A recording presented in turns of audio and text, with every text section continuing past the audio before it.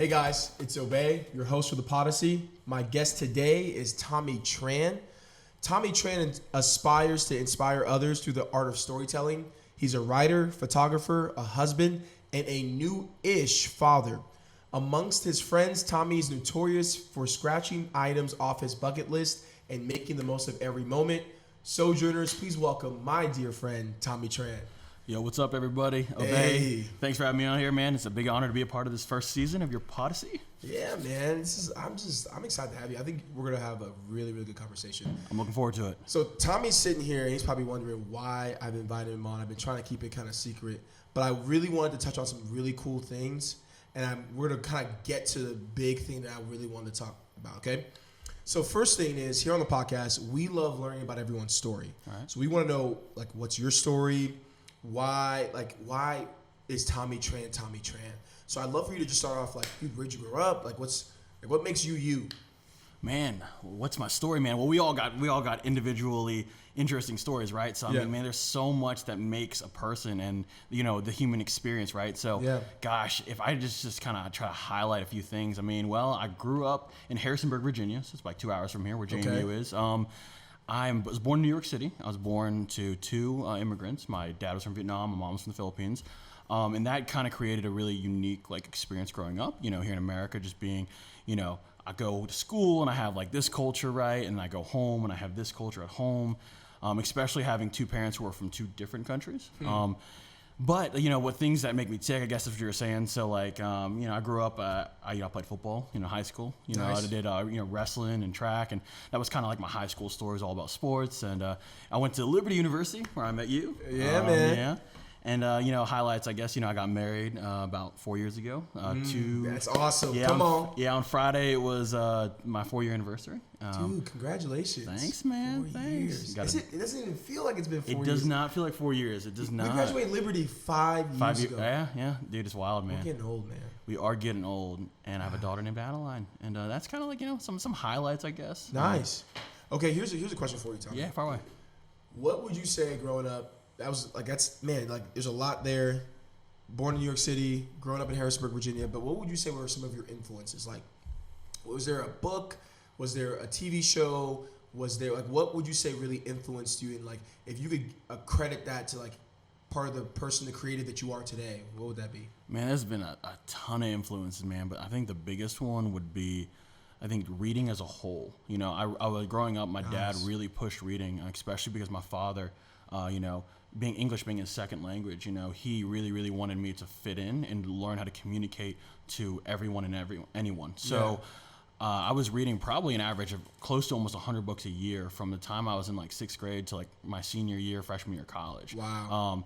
Mostly stories, just being honest, fiction stories. I was a huge fan of the Animorph series. Animorph series. Dude, K.A. Applegate. Yeah, that's right. Yes. That's right. Huge impact on me. I'm Narnia, obviously. Dude, you take me back I haven't even heard that name in like over a decade. Oh yeah, definitely, man. The Hardy Boys, you remember those guys, right? Yes. And then obviously, you know, like everyone's stereotypical books, you know. Like as you get older, you read like the Lord of the Rings trilogy. You read Aragon, the trilogy. There's the Pendragon. There's a 10-book series that I really loved. A lot of those books are super influential, but I would say probably the most influential book was a book called The Last Book in the Universe. It's a really, really unknown book for the most part. It's not really a popular book, but I picked it up because I just thought it was a really, really unique concept where it was basically taking place in the future where no one reads anymore. Everyone basically injects themselves with this, like, basically... Think of like a liquid movie, right? And all of a sudden, I want to, instead of reading Aragon, I want to inject myself with this stuff, and bam, I'm watching it, right? And basically, it takes away the reading, and basically, it creates two societies where one society is essentially like the high-end society, the rich society, and reading has become like almost not even like a luxury; it just doesn't exist, and writing doesn't exist, and then there's like the poor society, right? The other part, and it follows a character named Ryder, literally R-Y-T-E-R, and he's writing like the last book in the universe, and he's instead of writing it, he's talking into like a little recorder that's writing it for him. And I don't know, that book really influenced me because I guess it really pushed me to believe that reading was the key to doing like anything in life. Like if you can read it and you can kind of process it up here, right? You could figure it out. And I guess that was probably the biggest influence on my life was just reading in general for the past 26 years or so. Dude, that was powerful. I love that. I love to read. That's what I love about books is that it really just helps you either wrap your head around a concept or encourage you in some way. Yeah, absolutely. And when you connect with a book and connect with a character, there's nothing like it. You know, I really don't think films, TV shows can do it justice because I think that writing and reading is just, it's a long form, kind of like podcasting, where you really get to see a character develop. And so that story right there was just powerful because I think that kind of world, sadly, you can kind of see some places in the world where that is kind of real. Yeah. And that, man, what would it be like if you could give a child a chance to really engage with books and escape your current circumstances, to think deeper, to think outside themselves. That's powerful, man. I have a question for you, actually, Obed. Yeah. Can you name 5 books that changed your life? Just curious. 5 books that changed off the top of my head. 5 books that changed my life. Between a Rock and a Hard Place. Okay. The name is escaping me right now. It's a book on relationships that was really powerful. I cannot think of it. It wasn't Manhood Restored. I'll say this also. If I don't remember all 5, I will put them in the podcast notes. Okay, gotcha. So we can have them. The Bible. Oh, yeah, there you go. Easy. Gotta be. Redwall. Ooh, okay. That series was just super, super dope for me. Really, really powerful. I would probably say Harry Potter was really powerful. Were you allowed to read them as a kid, though? I had to convince you. My mom's like Nigerian. Oh, yeah. And so she does not believe in witchcraft. Witchcraft, right? Right, no. Like that stuff is just not her thing. So her thing was if I was reading the book, she said, and I'm going to just do my mom's accent real quick. She said, Obey, if I see you doing any of these witches and wizards, I will burn the book. And I remember telling I remember when I was a kid, I was like, Mom, you can't burn the book. I borrowed this from the public library. Oh, man. And my mom is like, I don't care. Oh, man. Then you must pay them back the book if any witches and wizards. So I remember like reading under the blanket with the light, Harry Potter, just being afraid and being like, especially when Harry did Expecto Patronum and like cast out what's it? Oh man, I haven't read that book in so long. That like demon white like ghost thing, and it was just like super like intense scene. I remember being like my little like pencil like just whispering it, Expecto Patronum, and scared that my mom. I knew it, witches and wizards, Vincent, your son, and just like my mom losing it, like burning this book, and I have to go to the library and explain like, hey, my mom's like not from America. Oh, no. She burned the book. I need to pay for this book. Right? Oh no! Yo, my mom just beat me. My mom just beat me with a switch, man. I mean, that's what it was. Like, and immigrant parents, and that's something that I love that we can connect on. It's just like it is a different like world. And I don't think people understand. Like when you come home, you're not in America. No, you're a different culture now, man. It's a different world. You're not playing by the same rules. No, not at all. And so when you begin to like try and develop yourself, and especially as a kid, as you're growing up, it's hard because you walk outside your house and you see a world that's different than when you're at home. That's right. And so you have to always like play by these different rules and these two dichotomies. And so, yeah, even reading, like my mom and dad would have been like, the Bible. Yeah, the Bible, right? And I'm like, or Rich Dad Poor Dad. That was a big one. Did your dad push that one on you? No. But see, my dad was just like, make money. Yeah. Like it was out. My dad wasn't like read books. He's like, why read books? So I ain't got time to read books. Which is honestly funny for me because Rich Dad Poor Dad is now one of my favorite books. But back in the day, it wasn't, because my dad was like, "Oh, read this book, listen to the audio tape going away to school," and it's like, yo, like, why am I listening to this? Like, I'm like, I'm in 6th grade. See, speaking about Rich Dad Poor Dad, that one's probably in my top 25 of all time. Easily, if I could release a book, and then that one brought me to one of my favorites of all time. Changed my mindset. Was Wealth, Poverty, and Economics by Thomas Sowell. Really deep economics book that was just like eye-opening to like a lot of things. Really taught me about thinking tertiary, so like not just first level, second level, but really thinking three steps ahead, three levels deeper to any issue. And so that really helped me with like politics or just like anything in my life, just trying to think a little bit deeper about like the ramifications of like, hey, I want to help the poor, but do I just like back up the truck with boatloads of money? Will that change people's lives, or is it like how do I really help people? And one of the big things for me, one of my big life mottos is love God, love people. So like to be able to do that, you have to really think deeper because everyone's unique to themselves. Everyone comes with their own unique circumstances, and you don't want to treat people the same. So like that book really helped me with that. Man, you asked a good question. And I'm like, this is my podcast. Tangents, rabbit trails. Right. No, I love that. I mean, that's why you come to these podcasts. That these books that we're going to share are going to be books that like people can go and read if they haven't read them. Like if you haven't read Rich Dad Poor Dad and you're a millennial, definitely should. 100%. Gotta read it. Gotta read please. it. Anything that you see me building is because that book really helps you unlock basically simple, like at the ground level. Here is how you understand money, building wealth, and then making right decisions.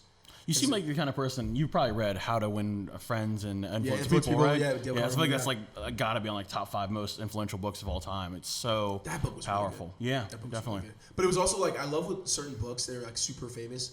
They're just very simple. Like there's a reason they're famous, you know what I'm saying? Yeah. Man. Very applicable knowledge, I think. Yes. So you're new dad. Yeah. You're doing a lot of things, man. Photography. Yeah. Business. Okay, I want to know, like, as you're developing this person and you're going to all these things, like, was there any advice from your parents or like what like really is like pushed you? Because I think one of the things for me is that my parents' story influenced me a lot, and especially when I got older. And the older you get, I think the more you reflect on your parents and like your story. So like, did they ever give you anything that like really helped you? Because like you're doing so much. I mean, you're a writer, photographer, businessman, husband, father.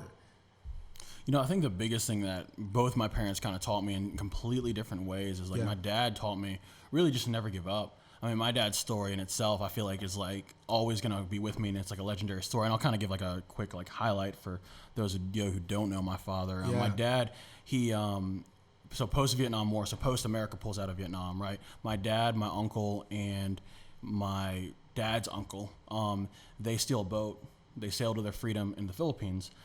They're held in the Philippines at an insane asylum for a couple months. Then they go to a refugee camp where they live for a year. And then after that year, they're actually brought to America, where a Mennonite family adopts them. That Mennonite family I call grandma and grandpa to this day. Wow. And my father, he goes on, and he's coming to America at a pretty strange time. I mean, there's like the civil rights movement had just happened. How old is your dad? My dad's probably somewhere between the age of 12 and 14 at this time. Wow. So he's really young, Wow. At an influential time in his life. And so my dad's story really, my dad goes on, and he grows up right outside of Philly, right? Yeah. Goes to New York City, becomes a doctor. That's where he meets my mom. That's why I was born there. And then they move. He becomes a doctor. I mean, I was born in the middle of my dad's medical school. Can you imagine how crazy that would be? Yeah. And then he moves to Harrisburg, Virginia, where he starts his practice. So my father, without saying a lot growing up, he taught me how to be a man because he never gave up. And he's faced so much controversy and obstacles, even just from the time I've been alive. I've seen my dad handle so many situations with so much grace and a mentality of just like tenacity is like the word. When I look at my father, I just think tenacity. Like he just does not give up, like no matter what. Yeah. And then my mom has always kind of taught me like just to be passionate. My mom is just she's from the Philippines. It's a country where 10% of the country's economical wealth comes from outside the country. So a lot of people, like, it's a stereotype, right? A lot of nurses, right? They come from the Philippines. It's because they get outsourced. They become a nurse. They work really hard. They work themselves out of poverty. They go become a nurse in Saudi Arabia or America or wherever in the world needs them, and they send a lot of their money back to the Philippines. And so my mom was like one of those nurses. And obviously she married my dad and became an American citizen. But my mom has really taught me how to be passionate about everything she does, because she has literally kept a village in the Philippines alive, because she's always been donating money back there and keeping my cousins, my uncles, my aunts. Come on, man.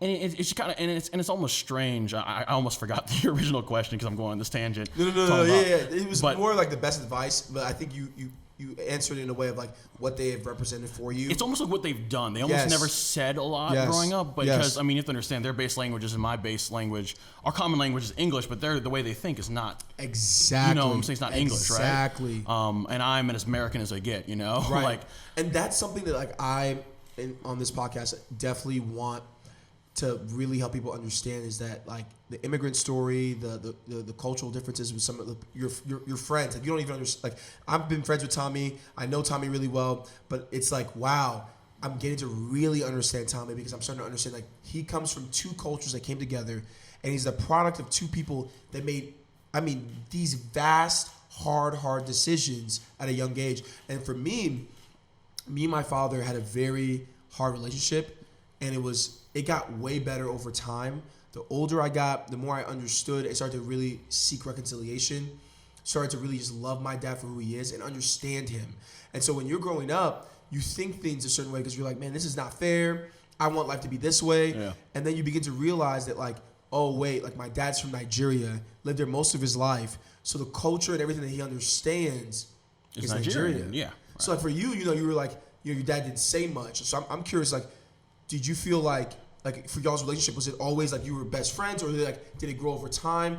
And because one of my big things is like men need to speak about these things. Yeah. And need to speak about like how have they grown emotionally over their time and begin to like become who they are as men. Yeah. And so like for you, a father plays a big role in that. But when your dad's an immigrant, like my dad, like his first language was not English, and then coming over here, he learned. He grows into English. He's educated. He's moving. He's hustling. He's doing all these things. But it's like that relationship is really weird because like I grew up so American. Yeah. And it probably bothers him. You know, it's like for you. I get it. No, I'm kind of like almost on the same page, man. Yeah. But like for me and my father, my relationship with him, at least growing up, revolved a lot around sports and academics. So it was like the balance between the two. And I was not academically inclined. Like my younger brother and sister, genius level. Like they're so smart compared to me. I was not that kid. And I think that partially had to do with being the oldest and kind of being almost the guinea pig child in a lot of ways. Yeah. I watched my dad literally build his business from the ground up. I was kind of confused growing up of like my identity of like where I would fit in society.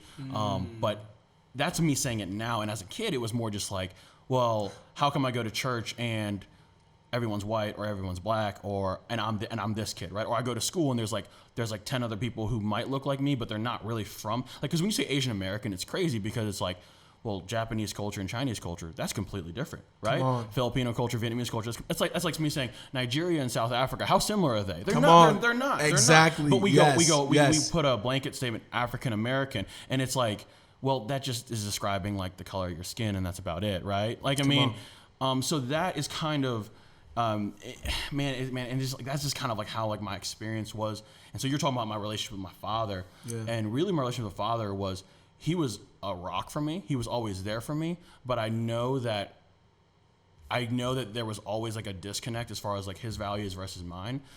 Because for example, like, I got bullied at school when I was young, right? And you can't go home to your dad who literally spent time in an insane asylum, a refugee camp, and hopped on a boat and stole just like, what do you want to say to your dad? Like, oh, Dad, hey, these kids are beating me up and calling me Chinese, but I'm not really Chinese, Or hey, they made fun of the pants that my mom made. They called it worms, right? Like, what am I gonna say to that? Or, oh, hey, Dad, like this kid like stuck my head in the toilet today and said he was gonna duct tape my eyes open, like so I look more like the white kids. I'm saying these things that happened to me, and it's like, how am I supposed to relate that to my father? How do you complain? So like a lot of my childhood and a lot of the hard things that I faced, I never really talked about it. And that's also partially because my father didn't talk a lot about his sufferings, but also it resonated with who I would become long term. And honestly, a lot of those things leaked out over time. Like, it's not like you can only take all the dark things that happen to you and put them in a box and bury them so deep before eventually they come out. Dude. At some point in time. And that's honestly been the last 5 years of my life. Yes. Late college especially, and then in my early years of marriage. Yeah. My wife having to help walk me through some of these things. Being yo, like why did you just get so upset about this? Why did this just trigger you? Yeah. And like I have to literally trace back my steps and go, well, when I was 13, the first girl I ever liked told me that she didn't like Asian guys, and that's why I'm insecure about feeling like I'm married to this really beautiful white girl, and it's like, yo, I'm always afraid like someone's gonna take her from me because like I'm not worthy of this girl. You know what I'm saying? And it's like, and it's wild how far back that goes, and unless you actually take time to be reflective on it, you will never know like how badly something hurts you. Now everyone's got baggage, right? Everyone's carrying around something. Yeah. But that's just like, that's kind of like, you're talking about my relationship with my dad. I'm going like all the way through the Asian American experience, right? But you talk about rough relationships. It's actually interesting. My rougher relationship was more with my mom.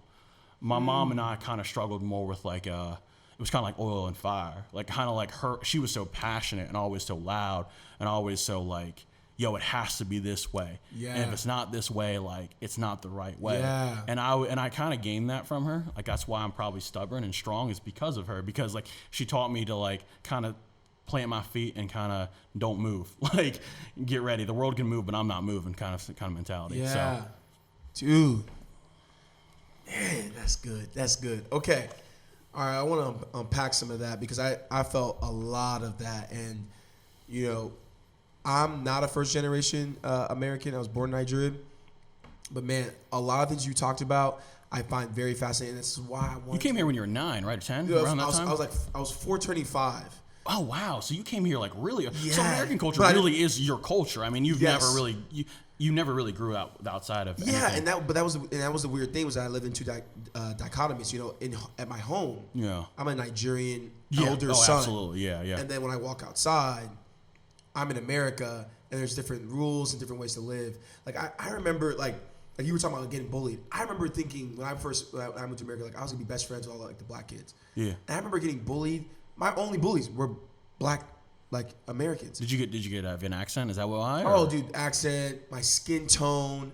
The only person I've ever fought or like, well, besides my brother, that I punched outside of my family was a bully. Oh yeah. They jumped my brother. Oh no. And I remember walking to the park and punching that person. Oh snap. And I remember looking at him in the eyes, and I remember saying, if you ever touch my brother again, snap, I will kill you. You a big dude too. I mean, I wouldn't mess with you. I'm not a curse. Like I don't curse. I don't get angry. It was just like, that's like how. And I remember that playing in my head. So you weren't really an angry kid. Like you didn't. No, like well, I had my mom is very like fiery and passionate. Yeah. And so for me, it's like her passion and her fire. I have that. Her stubbornness, like you said with your mom. So I was like, yo, that's like.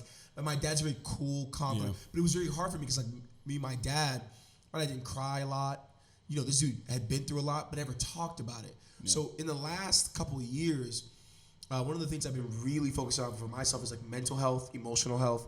And I found myself having emotional breakdowns or watching a movie and crying because I'm watching a father's relationship with his daughter and being like, dang, does my dad love me that much?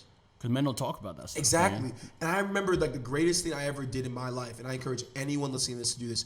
I sat my father down and we had dinner, and we just talked, like we just talked about everything. And I just opened up, and even though it felt weird to say it, I just opened up to my dad and talked about the things that I was struggling with, because I knew that I needed true freedom, and I needed to really heal, and I needed him to understand that like, this hurt me, but this doesn't define you. Because for my dad, it was like hard to hear that, and he was like, dude, my dad died when I was young.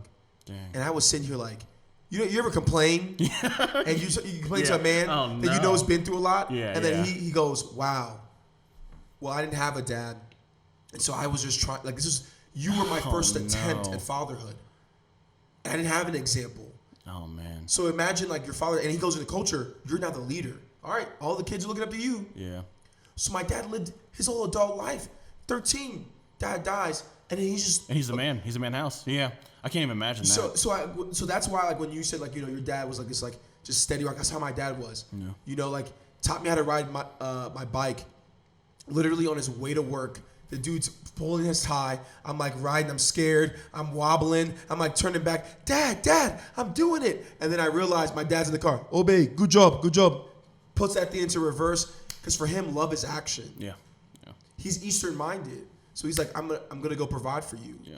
And I had to realize that like, for my dad, love's not always gonna come in like I love you. You're gonna build up a roof over your head, give you food on the table, gonna be that stability. You know, I get that. That's how my pops is too. Yeah, exactly, so that's why I love it. Like that's what I found like so fascinating. Like for you, like I knew I was gonna invite you. I said it was December 24th, and I said I was reading your Instagram post. And I said, yo, I'm gonna invite this guy whenever I have a podcast to come talk because I think the Asian American story is not really talked about in America, and some of the things you literally address with the bullying and things. I was like, yo, I'm relating to that so much, and I think people were like, what, like that's a thing, right? Like Asian Americans, like you even said, like it must really bother you. Like it bothers me when people say, hey, you're from Africa, like it's like this whole huge place, and we all think alike.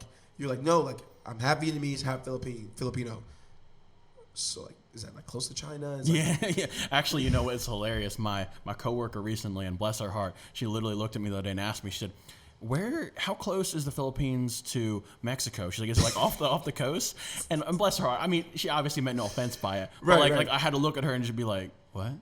Like people like don't realize like where the Philippines is. And I had to think that through. And I go, well, you know, I have to justify it because in America, Asian Americans alone are less than 6% of the population, right? And so you're looking at roughly like Chinese is the biggest. I want to say it's like close to 4 million Chinese, and I want to say it's close to 3 million Filipinos, the next biggest group. So you have to think that most of those Asian Americans congregate in cities. So some people just don't grow up with Asian Americans, let alone grow up with specifically Vietnamese American, Chinese American, whatever, right? Yeah. So that's why I try to give as much grace as possible in the situations. Right. But sometimes it does make me laugh. Like questions like that makes me laugh. Like, well, so the culture in America doesn't really, I think, promote Asian Americans. Do you feel like growing up here, like how did you feel? Like, excuse me, for me, growing up here, it was hard because all people knew about Africa was like one documentary with some dudes clicking like in a Tran with a Coke bottle, right? Right, and that's all they knew. And now it's like Wakanda forever, and it's like you got white guys wearing kente cloth looking at me like Wakanda forever, and you're like, dude, what are you like? What Black Americans who 10 years ago would have called me like African booty scratcher are now like, hey, bro, I did my 23andMe. Got some Ethiopian in me, bro. And I'm like, what? It's like the whole culture's now like... It's changed. It's gotten so much more accepting, and I think that's a good and bad thing, right? Because I think on one end, it's like, I'm really, really happy. I mean, Black Panther was a huge film for African-American people. Right. And I think for, especially there's a large amount of African-American people who have come here without an identity because it was stripped away because of slavery, right? So it's like... the whole 23andMe thing, I kind of get that. I mean, I also understand too that 10 years ago they probably were picking on you, but now in modern day it's almost like we're trying a group of people are trying to find an identity. Right. And I think that's a beautiful thing. Right. On the cross end though, I also think that sometimes it is a bit of a bandwagon thing because that's my issue with the film is that the story and the history and the ancestry was always there for you to go take and learn. Yeah. And so I just find it, and also Black Panther is more of an Afro-futuristic. Sure. And so like for me, I understand when I look at other cultures, I come from a tough country. Yeah. You know, I come from a country where Boko Haram can steal 300 girls, rape them, mutilate them. You know, like Coney 2012 was not just like a cool movement for me. I understand that that's a normal thing. That's literally something you're directly connected to. Right. That's a legacy. Yeah. I understand. So for me, it's like, listen, like if you're gonna go this path, you have to be ready to take the hard truth with being African too. Like, hey, be proud to be Egyptian or Ethiopian or Congan or from Algeria or from Cote d'Ivoire, Ivory Coast. Like, be proud of that, but also be ready for some hard truths. Also be ready for some oppression from your own people. Also be ready to learn that like Africans sold their own to slavery. Also be ready that we've killed our own, that we've pillaged our own, that we're still fighting amongst each other. There's nothing new under the sun. There's a lot of bad things like, happen. I don't want people to like go into this thinking, man, America's hurt me so bad that I'm gonna attach to this new culture and then realize, or at least like not try and realize that culture too is going to bring some pain into your life too as well, because there is nothing new and there is no perfect group of people that just lived under the sun and they dance and they're all happy, you know. That's what I saw with Wakanda. It was a great film, but I want people to be careful not to think that that's really what's going on in Africa, because it's not. Women are not in leadership, you know. Women are not leading the armies. We're not having this like ecosystem where everyone's just living with each other. No, it's North and South Sudan. I'm killing you, and I'm not stopping. We're gonna have to separate this country until you're dead. Wakanda for me and the Marvel Cinematic Universe and that kind of representation, I think one of the good things I think is that it gave people a hero to look at and almost an inspiration of what could be, right? Of what, and I think that's true. That's also true. Why I do think that at the end of the day, Black Panther was very important and was very good. You know, at the bottom line. I think Black Panther was good. I just think that like I was sitting here. I can see how hit close to home though. I can definitely see that. Like just imagine like I've been African my whole life. And all of a sudden now it's cool. Now it's cool. That's what I'm saying. Yeah. Like, No, I feel that. I feel that. More Kente, bro. I'm telling you, I got people wearing things. People about to cheer for different teams during the World Cup. It's just like it was just like a switch. I just remember being like I was from Nigeria and I was like, okay, cool, but it was just. It's beautiful in a way, and I'm happy to. I'm curious. But it stings because you lived in a world when it wasn't cool. Yes. Correct? Yeah. Like I still remember my bullies were black. Yeah. And so I think that there's still some reconciliation between Black America and African Americans because we still have not addressed the pains that we've caused each other. And so mostly me being African, like West Africans to Black people. But yeah, I just think that it was just a unique film. I got emotional seeing Africa celebrated, and then I think of you, and I'm like, I mean, no offense, I think that the best we've gotten for you guys is Crazy Rich Asians. That's right, Crazy Rich Asians. Did you like it? Was it? So I'll be honest, when the film first got announced, I was not cool with it. Like I was just like, yo, like what are we doing? We're doing a like whole your first all Asian cast is and like in 25 years. So Joy Luck Club was the last one. It was in 1993. Wow. You've waited 25 years for and let me correct myself, for a Hollywood cast Asian. So it wasn't all Asian Americans. It was, you know, Asian British, Asian American, Asian Australian, right? It was a broad spectrum, and I think that's actually what made me. When I started digging into what Crazy Rich Asians would be. Like, so when I first heard about it, I was like, cool, whatever. It kind of moved on with my life. But then when I circled back to it, and so you have to understand also, this film came out the same year Black Panther did. So already, like, there's already a big inclusion movement. Like, a lot of the African American people are kind of fired up. Minorities in general are fired up. Right. And like I've always, I grew up around Black culture. So like I've always, whenever something happens for Black people, I'm always for them. Right. I'm always like, yo, that's great. Like I'm happy for you. I have a lot of Black friends, and that's, you know, and honestly, that culture really influenced me a lot. Right. But that being said, so it was almost like a piggyback off of that. Like it was almost like Black Panther was a big step, and then like Crazy Rich Asians was coming out of there, and that's why I was like, yo, like, are we copping them a little bit? Are we kind of like, are we gonna do an Asian superhero next? Like, what are we doing? Like I was kind of like, I was a little I'm down negative. for that, yeah. I'd be down for it, but I think I just didn't want it to be like. And I guess I didn't also really do the research on Crazy Rich Asians. Right, you wanted it to be this authentic thing. You didn't want it to be like, hey, they're doing a Black like pro movie. Let's do our own film, right? Hey, I got some Asians over here. Let's cast them, right? And then the script was already in the trailer was like, you were probably like, okay, what is this? Yeah, I wasn't sure. I was skeptical. Yeah. But I will say, I ended up loving it. And here's a couple things I did. When I started digging into it, first of all, it was a book. Didn't know that. And I started looking into like what it was actually going to be, and really what the film talks a lot about. Besides the whole money thing, the money thing is funny. And I've watched the film; it's phenomenal. It's a great film. Yeah. If you take away the whole money thing and you talk about the root of the story, you're talking about an old Asian mentality versus a new Asian mentality. And so you're talking about, and you can replace that with anything. You can go Chinese American versus old traditional Chinese American thought, Chinese thought. Sorry, not Chinese American. Or you know, in this case, it's Chinese American versus old Malaysian, Singaporean money thought, right? And so, in the juxtaposition of what we hold as valuable, whereas America really does put this whole like the American dream, it's on you. You know, a lot of the world. When you turn 18, it's not like you go and you leave your home and you get a job, right? A lot of it is you seek to build a greater legacy of your family. You get married, you move in with your family, right? But in America, it's not like that at all. We encourage actually individualism. Like, hey, like, go live your dream, go pursue it, whatever that is. It's not necessarily a good or bad thing. It just comes with pros and cons. And Crazy Rich Asians was a very interesting film for me in just so many ways. But the biggest thing that I took away from it was like, the different values that different cultures have. And then also one thing I loved about the film too was that if you go through the cast and you look, every type of Asian, like is that Vietnamese American, Filipino American, Filipino just from the Philippines, right?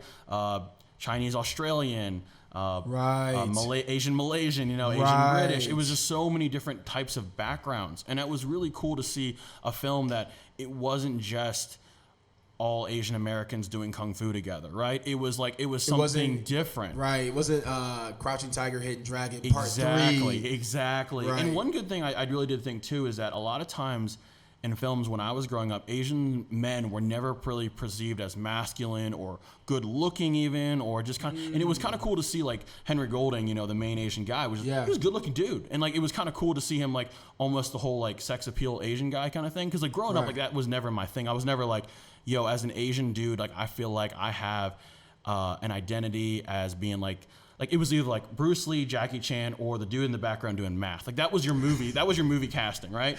And now in modern day, it's not like that anymore. It's really gotten a lot better. And now it's like Henry Golding specifically. I mean, he was in a movie he played Blake Lively's husband. I was like, what? Like you're like standing in place for Ryan Reynolds. That's kind of cool, right? But it's at the end of the day, Crazy Rich Asians, important, I think, for Asians as a whole, but I think also important for Americans to kind of look at us in a different light. And I think to just add on to that, I mean, you have like Fresh Off the Boat's doing really well, right? You have, which is funny. It's hilarious. Very well written. It's really well done. Yeah. You have this film that just came out. It was Call Me Maybe Always Be My Maybe. I haven't seen it. No. It's Ali Wong and Randall Park are in it. Randall Park is from Fresh Off the Boat, and Ali Wong is actually one of the writers from Fresh Off the Boat. That's the Netflix show. Netflix. Just dropped. It's a movie. It was a movie. Okay, It's really, I need to really watch good. that. You should check it out. It's and I think a lot of the things that I felt as a kid, I don't foresee happening for your daughter, for my daughter, or for the next couple generations, at least as far as Asians, because I think that it's almost like, I hope you never know, but at least the way I felt, I just foresee representation happening a lot more now. And then on one end, it does almost feel like some people are forcing it. Like some TV shows are like, oh, we have to cast X and X and X for a formula. But inclusion is an inclusion, no matter what. And if there's some little Asian guy at home, 6 years old, looking on TV and looking for the kids who look like him, and he sees Randall Park, winning the girl, and he feels good about it, I'm happy for him. You know what I'm saying? That didn't always happen for me. And so I think that's why in movies and television, wherever, it's important. For me, it was when I was in late high school, I found a lot of dudes off of YouTube, actually, who really, really influenced me to feel more confident about being Asian American, being myself. And those guys are from the West Coast. It's Dumbfounded. He's a rapper. Timothy Delgado, he's an entertainer. Dumbfounded is so fire. Dumbfounded, he's awesome, man. Yeah. You have JK Films, who their whole entire thing is teaching good things in a bad way. And Wong Fu Productions, which were like this basically cinema group, 3 guys who created these amazing films. And in these Asian Americans kind of showed me like, oh, like your identity is more than just you're Asian. Like you gotta like be you. And you got to be confident in who you are. Come on. And I've never met any of these guys, but it's kind of been on my bucket list. I flew out to LA recently. Yeah. For Gaze's wedding, right? Yeah. And it's kind of cool because I got to see, kind of walk in the same places like a lot of my quote unquote heroes of like late high school and college. Wow. I got to kind of see where they grew up and stuff. And it was just kind of nostalgic, man. It was kind of like an end to an era from me in a weird way. So do you feel like those guys influenced you as you started to like build your business, and now I think you started a clothing line. Mm-hmm. When you felt like, all right, I'm gonna let you talk on what Next Nomads is, but like as a photographer, which you're a bomb photographer, thanks, man. Do you feel like your apprehension? Because I think when I was creating art and I've just started, right? So as I'm getting into this and I'm finally just putting out my stuff, and I have a great, fantastic team behind this camera, and they are encouraging me to put out more, and I'm finally putting out work, but you get nervous, you get scared, and I look to people like, for example, like Idris Elba, I'm African, and he's like, for me, the first like besides they made Denzel, but like the first like heartthrob African lead guy, you said, like where you were like, yo, it's dope to be dark chocolate. First off, it's healthier than milk chocolate. That's right. So it's just dope to be it's dope to be me. And so when I accepted that for myself, and as I've been on this path of like learning to love myself and like pushing myself to do what I was put on this earth to do, like this podcast, I have these people that I look to produce art. So it was like, were those the guys that pushed you and you were like, you know what, I'm gonna do it? Yeah. Or was it your wife, or Definitely. I mean, I knew my wife since high school. Right? We were really good friends in high school. But I think that and she has definitely been like the modern day person to push me. Wow. But definitely the person the groups of people who started me are the guys who I talked about before. Because kind of when I was in late high school, I was kind of like, I don't really know like where I'm gonna fit in society. As high school was coming to an end, I was like, am I gonna go work at a gas station? Like, am I gonna go to college? Like, I genuinely did not have any drive to. I didn't want to go to college. I just wanted to play football when I was coming out. I literally told my parents, I was like, I'm not going to college, which you don't do to Asian, like first gen, or any immigrant, like it was like the biggest heartbreak for them, and like I really thought my mom was gonna kill me. Bro, come on! Like it was like they only had in their mindset doctor, lawyer. Yeah, exactly. Like, that's it. Like that's if that, you just go ahead and just live in the street. Exactly. You might as well be homeless or go sell drugs, rob a bank, whatever, right? So like, right. I took this road trip, right? And I took this road trip with my best friend Jesse, because we went to college together, and I did that. I spent a summer before I actually went to college of just going on adventures. That's smart. Jesse and we drove down we visited our friend Jave, and we spent some time in Georgia. I went and worked at a camp, a Young Life camp actually, that I worked with special challenged folks, and both mentally and physically handicapped, and that actually taught me a lot. That taught me a lot about how like just because someone's physically handicapped doesn't mean they're not smarter than you. And like there was especially this kid that I was helping, and he literally like probably an IQ north of 160 easily. I mean, just the way he talked to me and the way he communicated. He was telling me about. I'll never forget what he was talking about. I have no idea what he was saying. He was talking about like supernovas and something about how black holes, if you went through them, like you could probably go back in time. And he was basically telling me like quantum theory with, and I'm sitting here like 17-year-old me, like looking at him like, I'm dumb. Like I'm really dumb. And here I am talking to this kid. Like when I first talked to him, I was talking so slow, like because he was physically handicapped, and it's not like I was mean as a kid to these kind of folks, but I just didn't understand. And that was a big wake-up call for me, just understanding, physically handicapped, and so that was something that happened to me that summer. Like, wow. Then I went up to Canada, and I saw a lot of the East Coast, and it was on these trips that I realized that I didn't know enough, because I didn't see enough, and I never saw anything outside my hometown. And my hometown, and then I saw the Philippines, and that's it. Like that's my only two places I really associated my life with. And realizing that I was watching these dudes on the West Coast doing their art thing and, chasing the dream or whatever, I realized, I said, I need to go somewhere that I need to explore who I am. And I also need to figure out what I believe and what my role in society means. Or I genuinely thought that life had no meaning. So that's why I ended up at Liberty. That's why I ended up at Liberty, actually. Yes, dude. See, I recruited for our former university for 4 years, and one of the big things that for me was just so, I just saw time and time again was young people that just were not ready for the world, and maybe college wasn't for them, or they just didn't know where they were at. And I really now believe in the European model of a gap year, or at least a summer, to really start to define yourself. Because when you're young, you have a lot of either hobbies or interests, but you have to figure out what your purpose is. And also, how are you going to, make a living? And so for me, I think that I really do believe in what you did. Taking just a summer or a year to just, if you want to go travel the world, figure out a way to do that, go, au pair, nanny in Spain and live it, go do that and get that out of your system and just kind of think. One of the things that I've been really encouraged with my close friends here is to take time away just to really think about where I'm going, where I'm headed. And I think that when you're young and you're about to make a very big financial decision, you don't even think it's a financial decision. You don't realize I'm about to get in so much debt. 100K debt. Right. Signing a dotted line. Yep. Right. Yep. So before you make that decision, our culture and our parents just were and this is not to a knock on them. They just wanted us to survive. They thought education is the only way. Yeah. But now we know there's other opportunities. So for me, it's if we're able to give these kids just a year, 6 months. Figure it out. Take your time. Just to take your time. So you can, hey, if you really thought your art was what you wanted to do, Have your parents like let you live at home, do that art, and you realize, oh, this is a hobby. This ain't really what I want to do. If you really think you want to be the top-notch rapper you think you want to be, take some time. Go do that, pursue it. Chase it, see what happens. Right. Like one of my little brothers is doing that, and I'm not against it. I at first I was like, I don't know. Like I don't know if that's really what you should be doing. But then I realized he's really gifted. Yeah. He really wants to do it.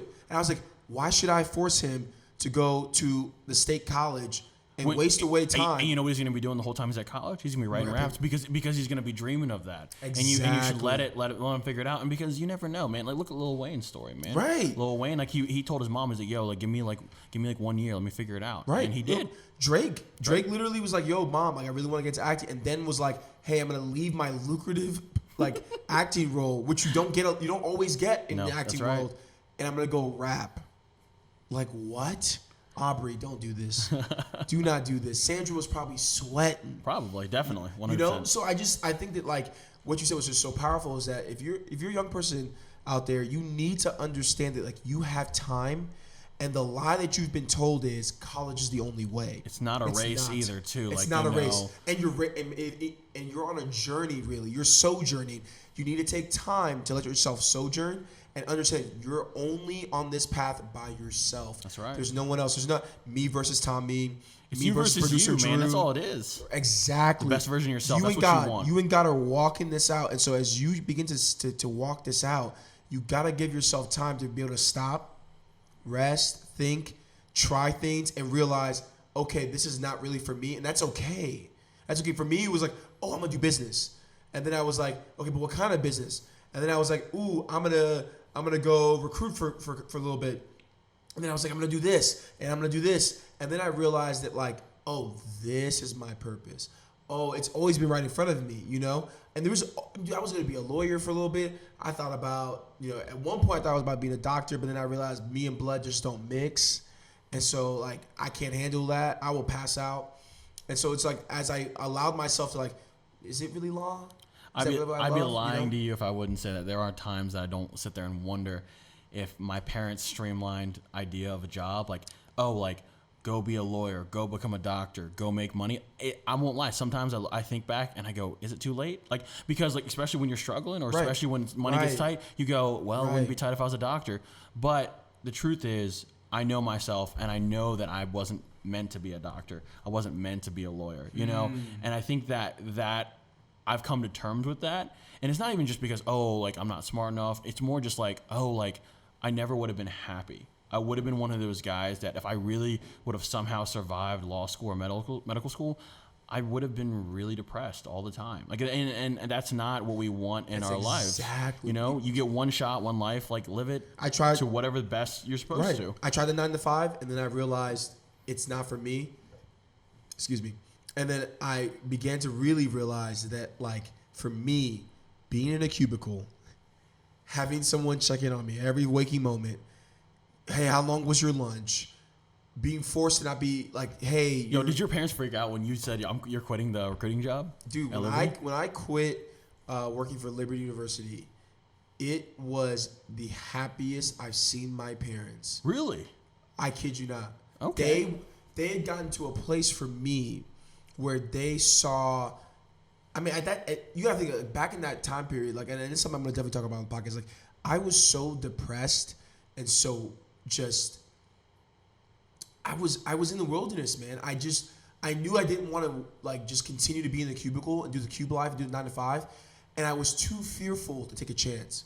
And the greatest thing my parents did is they usually try to do things. Immigrant parents like, boom, like it's just like aggressive, and they just try and like. But they don't understand how to really talk to your heart. My father called me. I still remember this. It was in September. It was like, I think right around Labor Day, September. And we had this is after we've worked on our relationship. We had one of our best conversations ever. And we talked about just his story. And he's like, Obey, how can you live a life of fear where if I lived in that kind of fear, we would never be where we're at. That's right. That's right. And so I was sitting there. I was like, my dad is a perfect example of trust God, go for it, and you'll land on your own 2 feet. And so I sat there and I was like, he's right. This dude left another country, flew across the Atlantic Ocean, left his wife and his 2 kids, and said, "Hey, I'm gonna see ya. I'm gonna go make it." That's crazy. That's crazy, man. So when he looked at me, he was like, and I'm over here just like, I don't know if I'm ready to like start my own business and do this, and it was crazy because I was already doing it, but I just wasn't ready to take the next step. But he walked so you could run. You feel me? It's like And I read the books, Rich Dad Poor Dad. It's like, dude, it's right there. So I took my DJ business full time. I expanded it. We're adding more DJs. I started this podcast, and I'm just investing in myself. And every time, ever since I've left, I kid you not, Tommy, financially, just my emotion, everything about my life has improved for the better. And my dad was right. He was right. That if I believed in fear, I would never gain success. That's right. And so to have success, to have joy, and for me, the big thing for me is joy and peace. To have those 2 things, I had to let go of fear. So that's how I got here. And for you, on that point about fear, I'm thinking you started a clothing line. Yeah, that's right. I'm sure. Were you fearful? Like, I mean, you probably go into your wife like, "Hey, I know we're young and married." Like, I mean, were you? And you had just had Adeline when you dropped this? Yeah, we just had Adeline. Yeah, so you just had a kid, and you're like, let me start. Well, you know, at first when I approached her, I definitely kind of expected her to be like, "No, that's not the time to be doing this. It's not the time to be like trying to pursue something this out there." But first of all, she was like, "No, like go for it," and that was amazing. And it's always amazing to have someone who's like, what do you need? Like type of mentality. Like, hey, like what do we need to do it? Because I think also part of it is too, like we've always had a relationship where she knows that I don't make moves unless I can logically walk through the possibility and have a plan of how it's going to go, and then have a backup plan if it's going to fail. And that's just how I've always been with things, specifically business moves. And with this, I chose the lowest risk option for myself with not the lowest amount of money, with the lowest risk amount of money that would not put us in a financial bind per se. Right. I wasn't taking out 100% of the savings and betting everything on this career. Right. It was more just like, I kept my 9 to 5 and, I put amount X amount of money aside and said, okay, this X amount, that's the cap. That's all I'm putting into it. And we're going to see where it grows. And if it needs more, we'll put in more. But for now, I'm gonna let it ride 1 year, and we'll reevaluate it. And actually, I've been evaluating quarter by quarter, just seeing like what the profitability is. Like, does it work? Does it not? And the biggest thing for me is it's been more about the branding, just like branding it and like trying to use all my connections that I've made in the past, few years, and trying to connect them and make it happen. Nice. The other part of the whole entire idea of the Next Nomads is the idea. So it's called the Next Nomads. The Next Nomads. Guys, is correct. Find them on Instagram. Thank you. I appreciate that. Come on. Plug it. It's all about the idea of evolvability. So the Next Nomads, when I first started it, the idea was it didn't have to just be a clothing line. It could be more than just a community. It could be a coffee shop. It could be a creative ad firm if it needed to be. It could evolve with me long term. And the idea of the Next Nomads started a long time ago. Right. I mean, probably when I was in college, I've always wanted an evolvable idea. And I'm not sitting here saying like, this is it. This is the next 30 years of my life. But I am saying that this is going to be at least the next year of my life, 2 years of my life, however long it takes. And so the idea with the clothing was when I was living in Seattle, so we're going to rewind like 4 years ago, my wife and I first got married. We moved out to Seattle. Had never been to Seattle before. It was pretty, it was an adventure. We moved into this apartment. We were like, oh, we're going to just go to Seattle. Okay. We had X amount of savings and we were like, well, we're going to figure it out. And while we were in Seattle, one of the things I started doing was freelancing. So I had my camera and I started hitting up companies and being like, hey, like, there's a lot of companies based in Seattle, first of all, specifically clothing, shoes, products in general, you name it, a lot of tech companies out there. So I was hitting up all these companies. And when I say all these companies, I was probably hitting up anywhere between 60 to 100 a week emailing on top of my 9 to 5 job. And I was just constantly hitting up, hey, do you need any work, photo work. And, lo and behold, the first month was kind of slow, but next thing you know, 2-3 months later, in our little 1-bedroom apartment, we're getting boxes and boxes of free products, and companies eventually were paying me like, hey, like go on an adventure in Mount Rainier, we're going to pay you X, and give us 50 photos for X. And so from that idea right there, I loved the fact that we were a young married couple, and I was finding a way to make X with my camera. And I was like, man. and so when I first started the Next Nomads, I was like, I wonder what it would look like if I could start my own clothing line and I could fund adventures. And so this is kind of like a complete other side note, but my wife got diagnosed with an autoimmune disease when we were in Charleston. So that's why we're back in Charlottesville now. It's where we moved full circle. So we went from Seattle to Charleston, South Carolina, and then eventually moved to Charlottesville, Virginia, where we're residing now. Right. And so we can't travel as much as easy with the baby and with my wife. My wife's health at the time was not doing that well when we moved to Charlottesville. So traveling has not been like the easiest. So the Next Nomads was kind of like the idea of like, okay, like I've never felt like I've had a home. Like I've never felt like I'm meant to be here. I've kind of always felt like out there is home, right? And I know, and because of all the people I've met while traveling from Seattle to Charleston and all these adventures we've been on, I was inspired by these people. So there's like the Next Nomads was the idea of like all these people are all on their little journeys, their little paths, and they're all doing complex things that are creating their human experience. And the idea was like, what if I could create a clothing brand that was inspired by them, but could one day give back to them? Like, wouldn't it be so cool if I could, go, hey, Obey, like, you really want to go to France? I would love to be able to give you X. You just give me X. Exactly what was happening in Seattle with all these other bigger companies. Now, granted, we are so far away from that, right?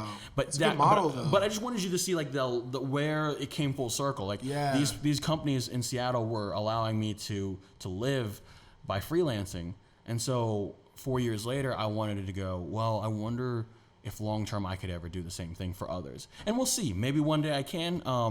We're 6 months in. We're still, we're only 2 quarters in. We have so much more time to grow. Right. But that's just the idea. You got some dope pieces, man. Well, thanks, man. I appreciate that. Wow. That's awesome. So what would you say, I guess, to wrap up like Next Nomads, like what would you say is like your next big like goal plan? So would it be you to drop some new line items for people to check out? Would it be expanding to that coffee shop? Would it be doing some of the influencer work that you were talking about with like some Instagram people? So we have a second lineup of clothes we want to drop. It's just a matter of they're designed. We just have to work out like with distribution what that's going to look like. Nice. I've been a little slow on that because I have been looking at what it would look like to build out a van and take a van to festivals to sell out of the van. We got invited to a couple of major outdoor festivals on the East Coast and the Midwest. Yeah. But it's not lucrative. It's not practical money wise, to fly out to Chicago and then ship all my gear out to make X, right? Yeah. And like I said, like I told you before, like I'm a very calculated person when it comes to business. So if the profitability was not there, I'm not going to do it. And if the loss and if taking you always take a loss in the first year. A lot of people won't tell you that, but you're going to take a loss in the first year whenever you start a business. You might take a loss for the first 3 years. You might be in the red, However, when you take that loss, you have to be willing to know like what a loss that you're going to take, whether or not it's an asset or a liability, right? That's right. So like will this loss of money make me more money long term, or is it going to just be loss of money? Right. And that is kind of where I'm at right now. So the next big moves are for me is drop more clothes, drop more lines, come up with more of a unique, engaging advertising experience in the cities that are popping right now. So right now, Seattle, Charleston, Lynchburg, and Portland, Maine have all been the hotspots for where our clothes are selling the fastest and the most right now. So that being said, we want to probably pour more advertisements into those areas, but we'll see. It's not necessarily like, it has to be this way type of thing. It's one of the things that it's been a lot of fun to kind of figure it out as we go. And who knows? Who knows what the Next Nomads will lead to whatever the next step will be. But yeah, that's kind of where we're at right now. That's awesome, man. That's super dope. And like for me, I love business. I love encouraging people listening. Y'all make sure you really hone in on like, listen, me and Tommy here are 2 guys from college that are hustling, trying to make it. Do not let fear hold you back. Do not look at Virgil Abloh and be like, man, but he's the head of this company, this clothing line. Like I'm not ever gonna make it there. Like you can start today. You gotta be calculated. You gotta save. But if you're in your purpose, and this is if your goal, if you love fashion, if you love music, whatever it is, and you want to be able to make it, there's no greater time in the world's history Then right now. than Right now. than right now. That's powerful. All right, so I guess to wrap it up with you, Tommy, the one last thing I wanted to touch on would be, I wanted to know, like, this is so funny. Like, I'm not a big Marvel fan. Oh no! But I know, I know that you are. So I wanted to know your top 5 Marvel movies. Oh, And movies. then, Okay. yeah. The MCU. Okay. Right. I wanted to know if you then also think that DC can ever catch up. Oh man. And third, You gonna make some fanboys mad. right? Man. We You gonna make some do a little fanboys Marvel. mad. We go listen. We gonna have some fun. And if you get upset, I'm gonna pass out Tommy's Instagram and Twitter. So that you can make sure you have that conversation with them. But then we also want to play some trivia with you, okay? All right. You want to do top 5 first? Yeah, let's do top 5 first. Oh man! All right, so top 5. Because I know that the last movie just dropped. Endgame in drop. it. That's kind of tough to put the Endgame in there, but I think for me, I think it's gonna be Infinity War at the top. Okay. Winter Soldier, Iron Man. I'll put Endgame in the top 5, I guess. Endgame.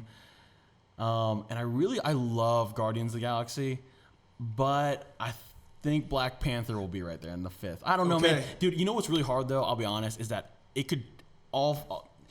There's so many good movies. Like, there's all so good. There's only a handful that I don't like. I'm like, I just want people to understand that I love Marvel. I could have I wanted Captain Marvel to be up there, but you could, like, it's like someone come up to me and be like, yo, Black Panther's my favorite, and I could be like, yo, I get why. Or they could be like, yo, Endgame's my favorite because it ends everything. I'm like, all right, cool. Or Captain America or Iron Man because it's the first, right?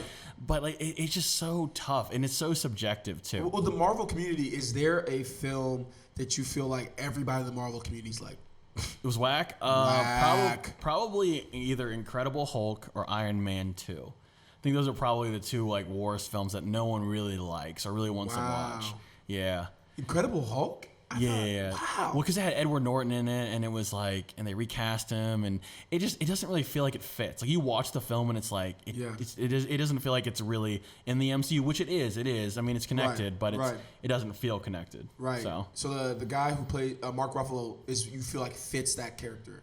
I think he fits it pretty well. I mean, you know, I liked Edward Norton, but at the end of the day, Mark Ruffalo is a good fit. You know, I think Mark Ruffalo takes on the more of the nerdy side of the Hulk and the Bruce Banner side per se. Right. Do you like DC? I love DC. I'm a huge Batman fan, actually. Which Batman? My favorite Batman of all time is are we talking? I would say Batman Beyond is actually my favorite Batman of all time. So like, Terry back in the day, the old TV show. Okay. And I would love to see them do that modern day. I would love to see. It's a lot darker that Batman. I would love to see Michael Keaton come back and play retired Batman, and then we get a young guy like Robert Pattinson to play. Do you really think? Because I saw that. Do I think he played Bruce Wayne? No, I think it's going to be garbage. But there's a lot of people who are going to argue that. Because I cannot remove the image. I was dating a girl back at that time, and she made me watch the freaking Twilight movie, and that man came out the forest. I'm telling you right now, you look like a disco ball, just like with the glittery chest, and I didn't understand what that had to do with the scene. That his chest was unbuttoned, or his shirt was unbuttoned, and his chest is just all glittery. Here's what I will say though: Robert Pattinson is an amazing actor. No, he's good. And he's. I think my bigger problem with it is not his acting or talent, but like, is he gonna bulk up? Is he gonna be able to play like the suave Bruce Wayne, like the ladies' man, or is he gonna be billionaire? Like a tight jean? It seems odd. It just seems like a weird cast. He could have played a good Robin, maybe. Yeah, maybe. Or I think he could have played Batman Beyond, like the Terry character. I think he might have been able to pull it off, but Bruce Wayne, like in his young days, I don't know. We'll see. Who would you have cast to play Batman? To replace Ben Affleck? To replace Ben Affleck, so modern, like an older Batman. Let's say, hey, because I didn't feel like Ben. I liked Christian Bale's. Christian Bale's Batman. I liked the films. I thought they were really good. But like, if you could cast anyone, man. Like, because if they were giving you in charge of finding like just someone who could fit the role? Because I think that's what fans have been struggling with. Is like I think it's so tough because Batman is so iconic, and like you look back in history, and you see guys that you think might have been able to kill it, but it didn't. Like George Clooney, you'd think. Yeah, he's a ladies' man, but he just really it didn't hit at all. It was really I think he weird. hit when it was like suit, dinner. Yeah, suave but when it was Batman on, it was like, whoa, that doesn't fit. Yeah. I'm totally just drawing a blank on his name. Tom Hardy. Tom Hardy is a rough, tough dude. I kind of feel like he might be able to pull it off. He also a lot of people say he could pull off replacing Hugh Jackman as Wolverine too. No, that now you know what? I was like, I think I could far. see it, but that him as Wolverine, I could see definitely. Yeah, he fits. Yeah, that. I could see him coming out the water. I could see him with the character arc. Batman is just for me is tough because I think that there's just too many factors, and I don't really know if I know of anyone like today that I'm like, yeah, definitely. Jake Gyllenhaal maybe as like a younger Batman, but to replace Ben Affleck, it's tough because Ben Affleck was playing like an older, grittier, beaten up, worn down Batman, right? Right. So I don't know. I don't know. I think that if they're gonna recast it and go younger, I really, honestly, I'll be honest, I just really hope that Ben Affleck, just for canon's sake, comes back. Like when they do like a Justice League 2 or whatever. Or they just scrap the whole universe and restart over again. Just start over. Right. I mean, Wonder Woman is good, and Jason Momoa as Aquaman is pretty good, but everything else is kind of garbage. Right. Jason Momoa, I was like, yo, if you ever want to recast and just like reboot a series, one of the best. I mean, this dude came out that water. You were like, even though the movie, maybe the script wasn't well written, just seeing him, he's a beefcake. Whatever they're gonna do for the future, women will flock to this film, and it will get better. I'll be honest, my whole entire life I've made fun of Aquaman because I hate Aquaman in the comic books. Yes, it's and then so I saw Jason Momoa as Aquaman, and I said I want to be Aquaman. and all my friends are clowning me because don't you think Aquaman's like the weakest character? I'm like, yeah, I want to be Aquaman. Like tomorrow I want to be Jason Aquaman. Jason Momoa had me in the gym. I'm like out here. I need to start rock climbing. Like, come dude on, is like, a beast. Dude, he is in shape. Dude. Oh yeah. All right. So to finish it out, I wanted to do a little Marvel trivia with you. Okay. All right. So I'm gonna have my boy Elijah start a clock. We're gonna do 2 minutes and 20 seconds for you. I'm totally gonna choke this. All right. You got 22 questions. 22 questions. 20. Easy. I mean, easy. Oh no. All right. Let's do this. You gotta be quick because we got right. 2 minutes and 20 seconds. Oh gosh. All right. You ready? Okay. All right. We're about to start now. Do not freak out if you cannot answer. If you just want to say. Here we can do. You want to do pass? I'll do pass. Yeah. All right, so pass. Let's see if I can get out of 22. Oh man. Okay, so if we do pass, I'll just give you the answer. Okay. All right, ready? All right. Elijah, are we ready to go? All right, here we go. 3, 2, 1, go. Prior to Tom Holland taking the role, how many actors have played Spider-Man on the big screen in the U.S.? In the big screen, it's only 2, right? Correct. Good job. All right, next one. What movie did Thanos first appear in? You got this. Guardians of the Galaxy. Oh no, really? Oh, I forgot. Come on, one more guess. I forgot. Come on, it's one of your favorites. Starts with an A. Was it the Avengers? The film? Avengers. He appears in a mid-screen. Oh, he shows his face, right? Scene. Oh, yep. I should have known that. Aside from Stan Lee, which character has appeared in the most MCU films? Oh, it's got Iron Man, Robert Downey Jr. Correct. In the Guardians of the Galaxy, what is the name of the dog in the collector Tannelier? Cosmo.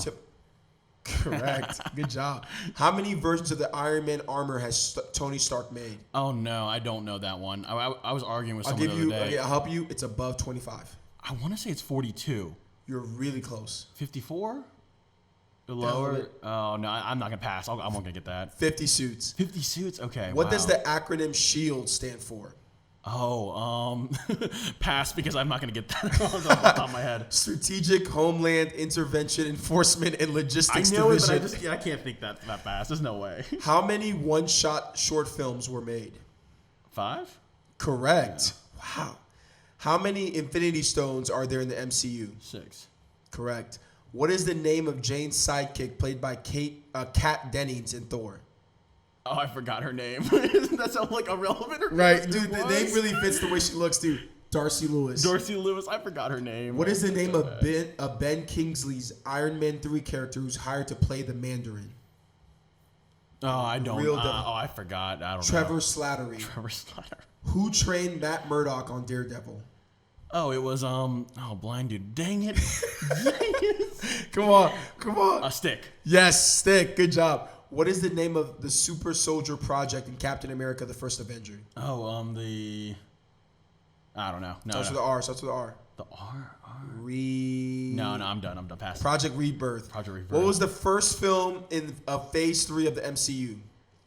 I think we just tied time.